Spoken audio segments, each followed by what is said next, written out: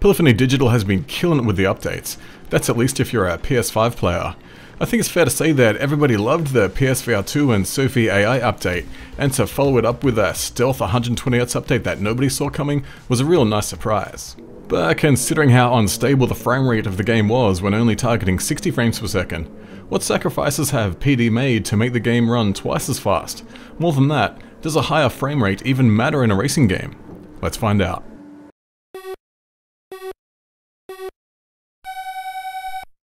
The very first thing I wanted to know was this.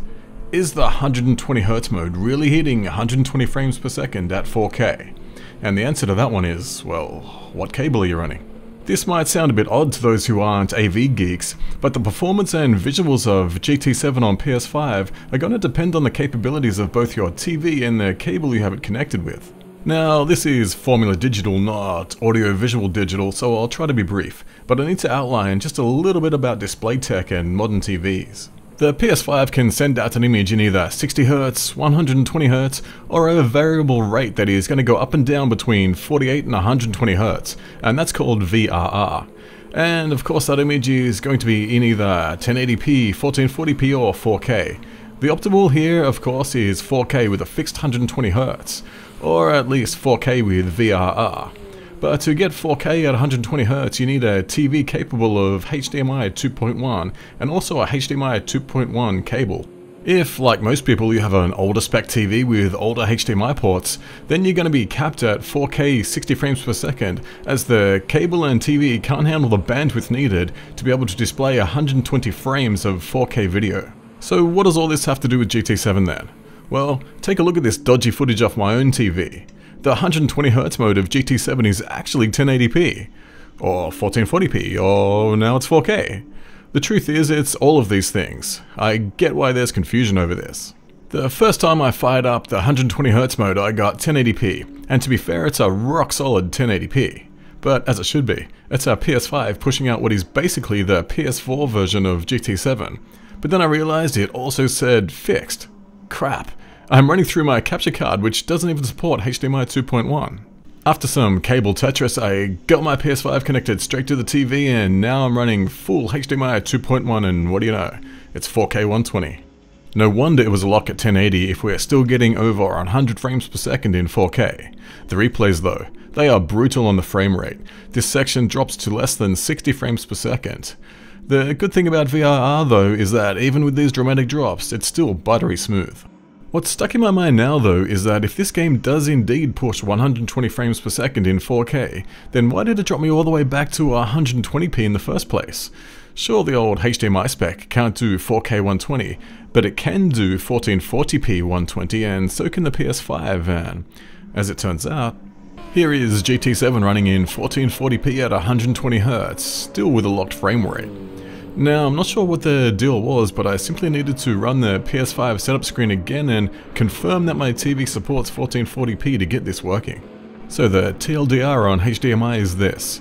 If you have HDMI 2.1, then 120Hz mode runs at 4K, and usually in races between 90 and 120 frames per second. For those of you who don't have HDMI 2.1, then it's 1440p at best for you, but on the plus side, your frame rates are a lock. But this still doesn't answer the question of how this wizardry is possible. One does not simply double the frame rate of a game. There has to be visual downgrades, right? To put this to the test, I need to put GT7 under stress, and nothing stresses GT7 like a full grid of cars in the wet. On the left is the current 120Hz patched GT7 running in the standard 60Hz mode. The contender on the right is the GT7 as it was almost exactly 1 year ago. And I've got to say, when you put game footage side by side, some really interesting things emerge. Completely pointless things, but they're interesting. Like this little bit of motion blur here that is gone now, or the fact that their countdown to the start of the race is out of sync but they both start at the same time, till they get out of sync again and then somehow come back into sync.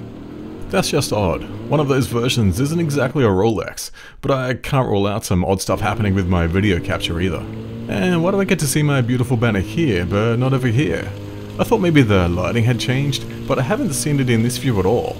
And the raindrops. Where has this build-up of water gone? It's weird stuff. Other than that though, not much has changed.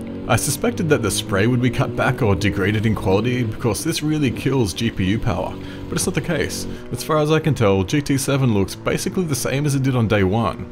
Even this tiny bit of pop-in loads in at exactly the same time.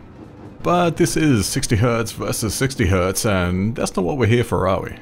This is the 120Hz mode, but only in 1440p, as there is still no capture card on the market that allows me to capture 4K at 120 frames per second. Elgato, what are you up to? It doesn't really matter anyway though, as I'm gonna point out, 4K is not gonna do much to improve this image. Looks kinda last gen, doesn't it? Those cars in front don't look that bad, but the further away they get, the more they turn into Lego. But the rain hides a lot of issues with the image quality, so let's just get rid of it. Everything in the distance is now a pixelated mess. You might think, well, it's not 4K anymore, what do you expect? But I don't think the rendering resolution is the real culprit here. Personally, I blame PSVR 2. You see, along with the PSVR 2 update came the introduction of variable rate shading. This is a technique where the developer can specify different parts of an image to be less detailed than others. Think of it as like having one part of an image be 720p while the rest is still in 4K. This is brilliant in VR because PSVR 2 can track where your eyes are looking.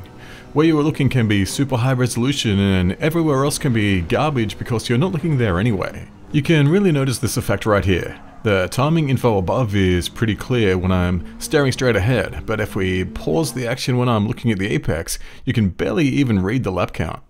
And it's this tech that I'm certain PD have used to make the 120Hz mode in this latest patch.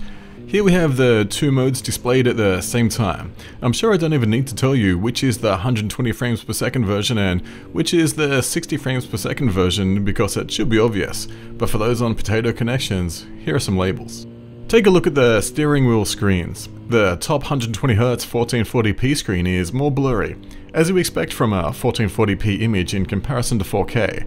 But look at the grandstands and trackside detail on the top screen. It's pixel art compared to the ones below. I'm sure that variable rate shading is being used here to render distant objects in a far lower resolution than closer ones, and I think this is where all the savings come from, because as we let the footage run, the rest of the effects seem there. We have the tire debris on the track edge, the spray coming up from the cars in front, plus all of the marshals and trackside furniture. It's all there. The only effect that I can pinpoint as being missing in the 120Hz mode is motion blur, and this is only obvious when you pause the action and study the side of the track. So given that the 120Hz mode is just a version of GT7 that looks way worse, why even bother? Well, as Uncle Linus will tell you, frames win games, and here's the metrics to prove it. The idea here is that a higher frame rate not only means that the game responds to your inputs faster, but also gives you visual feedback faster. At 120Hz, the game is taking your input 120 times per second and showing you the results in 1/120th of a second. That is versus 60 times a second and double that time. And I have no problem with this logic in first-person shooters. In FPS games, two things are important: reaction time and tracking.